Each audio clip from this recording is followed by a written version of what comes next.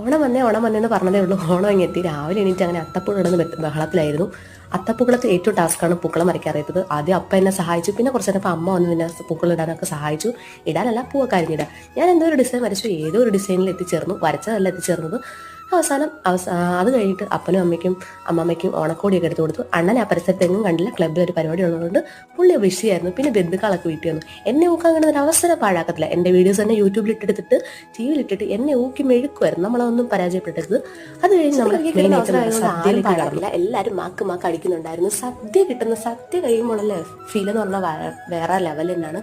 അതുകൊണ്ട് തന്നെ എല്ലാവരും വീട്ടിലുള്ളത് കൊണ്ട് തന്നെ ഒരു എന്താ പറയുക, ഒരു ഉത്സവത്തിന് ഒരു ബഹളമായിരുന്നു. അങ്ങനെയുള്ള ദിവസം എന്ന് പറഞ്ഞാൽ ഭയങ്കര സ്പെഷ്യലാണ്. കാരണം എന്ന് പറഞ്ഞാൽ കളി ഇഞ്ചിരി ബഹളമായിട്ട് തന്നെ വീട്ടിലൊരു എന്താ പറയുക, അത് പറയാൻ പറ്റാത്ത ഫീൽ തന്നെയാണ്. പിന്നെ നമ്മുടെ ക്ലബിലെ പരിപാടി കാണാൻ പോയി. ഉറിയുടെ മത്സരവും കസകളിയും തൊപ്പികളെയൊക്കെ കാണാൻ പോയിട്ട് ഞാനും കുഞ്ഞു സാക്ഷിയും കൂടെ തട്ടിക്കുട്ടി ഒരു ഡാൻസ് ഉണ്ടായിരുന്നു. പിന്നെ ഒരുപാട് പരിപാടി ഉണ്ടെന്ന ക്ലബ്ബിൽ.